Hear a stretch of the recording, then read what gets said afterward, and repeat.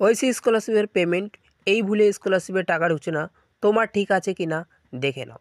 ওইসি scholarship payment 2023-24 শিক্ষাবর্ষে যে সকল ছাত্রছাত্রীরা ওইসি স্কলারশিপে আবেদন করেছিল তাদের মধ্যে অধিকাংশ ছাত্রছাত্রীদের এখনও পর্যন্ত অ্যাকাউন্টে টাকা এসে পৌঁছায়নি। যে সকল ছাত্রছাত্রীরা আজ থেকে 3-4 মাস আগে স্কলারশিপের আবেদন করেছিল এখনও পর্যন্ত টাকা ঢোকেনি। কী কারণে ওইসি স্কলারশিপের টাকা ঢুকতে দেরি হচ্ছে বা কী সমস্যার জন্য টাকা পাচ্ছেন না, কিভাবে বুঝতে পারবে জেনে নাও আজকের এই ভিডিওটিতে। কী কী সমস্যা থাকলে ওইসি স্কলারশিপের টাকা পেতে অসুবিধা হবে, এবার প্রথমে আলোচনা শুরু করা যাক। কোন সমস্যার কারণে ওইসি স্কলারশিপের টাকা পেতে অসুবিধা হবে। প্রথমে যে সমস্যাটির কথা বলবো সেই সমস্যাটি হচ্ছে ইনকাম সার্টিফিকেটের সমস্যা। এবছর ওইসি স্কলারশিপে শুধুমাত্র ডিস্ট্রিক্ট পোর্টাল থেকেই ইস্যু করা ইনকাম সার্টিফিকেট তোমাদের কিন্তু গ্রহণযোগ্য করা হবে। তাই যদি কোনো ছাত্রছাত্রী অনলাইন আবেদন করার সময় অন্যান্য প্রতিষ্ঠানে ইনকাম সার্টিফিকেট জমা করে তাহলে পরবর্তী ক্ষেত্রে টাকা পেতে অসুবিধা হতে পড়তে হবে।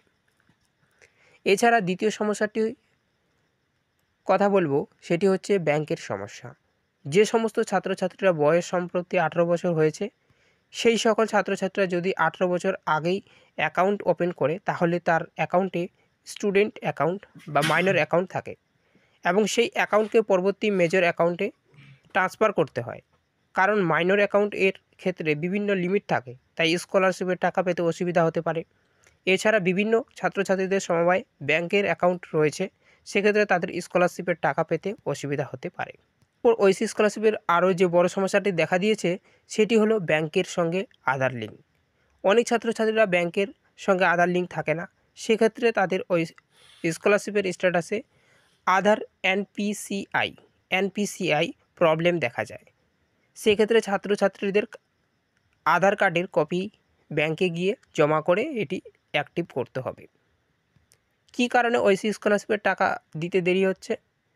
যদি তোমরা এখনও পর্যন্ত স্কুল বা কলেজে শিক্ষা প্রতিষ্ঠান থেকে স্কলারশিপের আবেদনপত্র ভেরিফাই না করে থাকে তাহলে তোমরা স্কলারশিপের টাকা পেতে দেরি হবে। কিন্তু এরপর যদি শিক্ষা প্রতিষ্ঠান থেকে ভেরিফাই করে দেওয়ার পর ব্লক থেকে ডিস্ট্রিক্ট থেকে ভেরিফাই না করে সেক্ষেত্রে তোমার টাকা পেতে দেরি হবে।